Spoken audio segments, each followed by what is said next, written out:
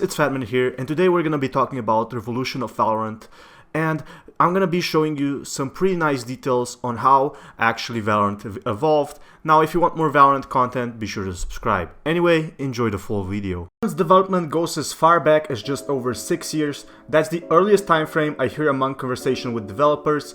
Back then, the game was only a small demo within Riot's R&D division. While none of the developers can give an exact date for when the work on Valorant began, one thing that's clear is where it's at the beginning.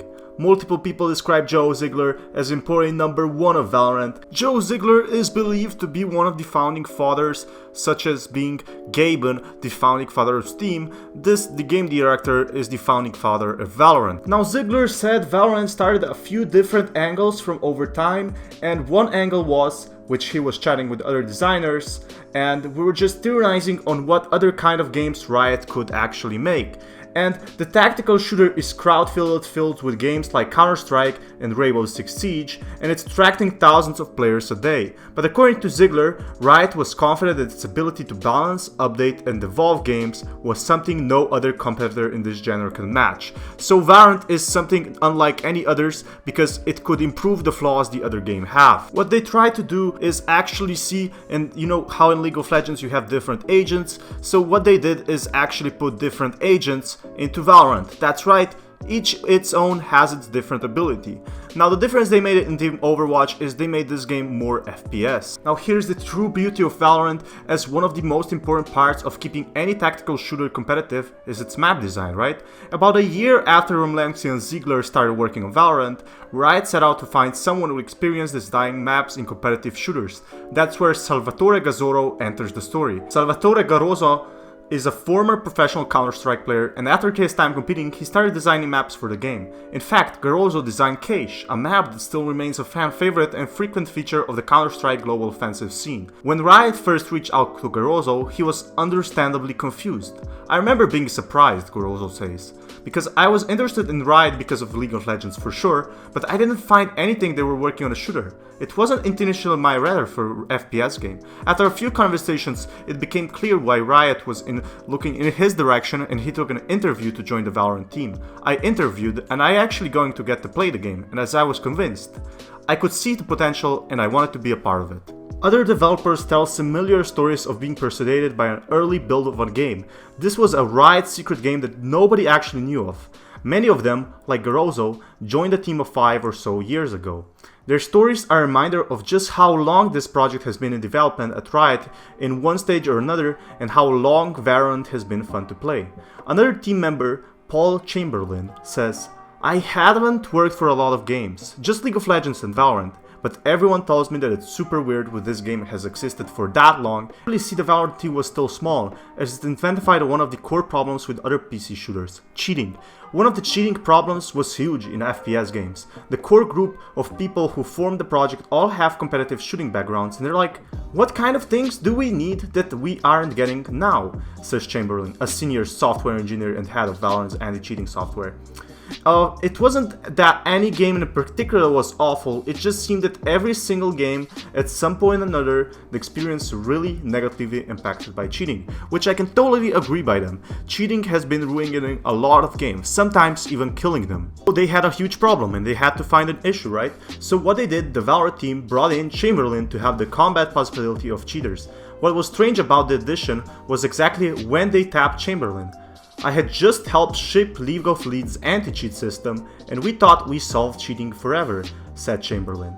And Chamberlain chokes, and that's what I heard about this Valorant project. And basically the pitch for me was like, good job with the cheating in League of Legends, do you want this on the hard mode now with tactical shooters? And I was like, yeah, a challenge, sign me up. Then I realized this was at 10 or 12 people, and that I was the 4th programmer. Before Chamberlain could help cheaters, he would have to help the development team actually build the game. "Okay, so I got bamboozled," Chamberlain says, "but it's turned out that it's really helpful. We could start planning security features and look into what problems we have to solve right at the start developing the game without cheaters. Once Valorant was already released with a security program that could sit on the top of a game, Chamberlain and the team opted to build the anti-cheating features in from the beginning. One thing he points out is the idea of having the main server authenticate everything that happens in each match. That kind of system is much harder to implement, but it was possible, Chamberlain says, because the team was before integrated in an onset of development. If we want players to invest in being good at this game, we need to give them a strong anti-cheat protection, says Chamberlain. So we start early. We built the whole game with the fact that there are cheaters in the world with mind.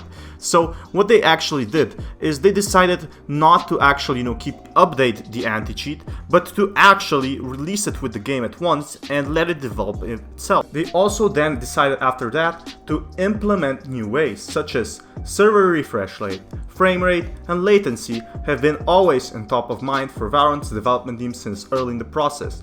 They didn't want these things to actually, block the player's game or anything like that, so decided to improve it, which is why the team brought in Dave Hynomerus to help with the game's networking. Hynomerus, or whatever his name is, has previously worked on the networking team for League of Legends, helping develop a technology called Riot Direct, which acts as a sort of a secondary network specifically for traffic from Riot's games, which Hynomerus joined developers, employee staff. He employed Riot Direct to keep the game's latency low to help ensure that players in most parts of the world wouldn't have to deal with lag. And lag is definitely a huge problem right now in all of, every game that's big out there. You have lag, you can't get kills. Now Valorant has made a great implementation into fixing that. So after focusing on the game's core mechanics, they had to focus on how to actually present the game. So, each of Valorant's characters has a unique look, both for style reason and to help them easily identify from a gameplay perspective. Gorsishki describes the overreaching fashion sense of an agent as a combination of modern tech fashion, athleisure, and high fashion reinterpreted. But what really stands out is that every character in the game looks like someone you might want to play as, not just for a round, but for an entire game.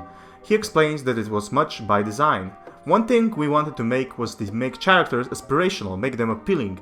I think that a good analogy here is like, we're not looking to make the main NPCs. Each character is a protagonist. So they tried to make each character appealing. It's not that you just focus on one character, but you can play with multiple. Valorant is currently a highly polished, a technical marvel, and one of the most fun technical shooters I've played. And it's still a few months away from the version that will actually launch. So I definitely think they made a great decision making this game. And to consider it was 5 years or 6 years in development, it definitely seems like it's worth it. And I definitely want you to check out my other Valorant videos, as it helps me out a lot. I put a lot of time making this video, and leave a like, leave a comment what you thought of the video. It always helps me reflect.